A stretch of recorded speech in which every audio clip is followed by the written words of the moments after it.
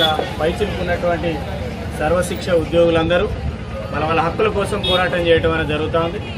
మరి గతంలో రేవంత్ రెడ్డి గారు కాంగ్రెస్ పార్టీ పిసిసి అధ్యక్షుడిగా ఉన్నప్పుడు వీళ్ళందరికీ హామీ ఇవ్వడం జరిగింది.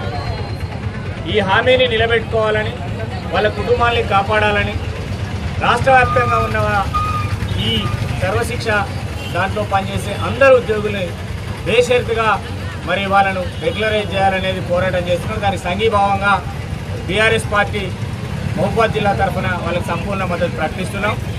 ఎందుకంటే మనందరికీ వీళ్ళందరికీ నేను చెప్పేది ఒకటే, పోరాటానికి మనకున్న మార్గం ఏకైక మార్గం పోరాటమే. దానికి ప్రత్యేక సాక్ష్యం తెలంగాణ ఉద్యమం. అనేక మంది అడ్డుపడ్డ యోధులు ఎదురు తిరిగిన అందరినీ ఓడగొట్టి సాధించుకున్నాం తెలంగాణను.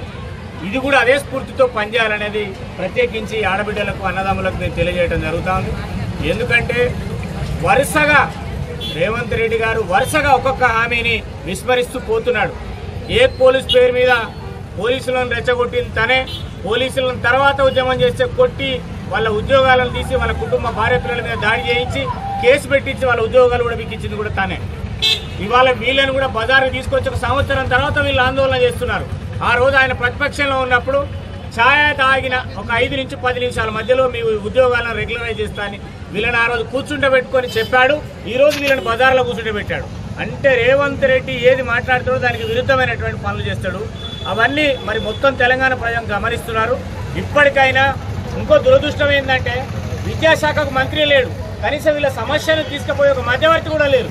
అంటే ఎంత దౌర్భాగ్యం ఉన్నదో చూడండి. పేర్లేమో గొప్పగా చెప్తాడు, మరి చేసే కాడికి వచ్చేసరికి మాత్రం తప్పించుకొని వ్యవహారం చేస్తారు.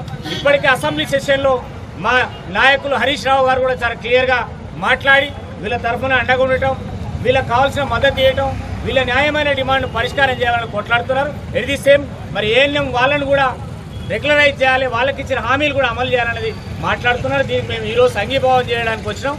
చివరి వరకు వాళ్ళ న్యాయమైన డిమాండ్ పరిష్కారం వరకు భారత రాష్ట్ర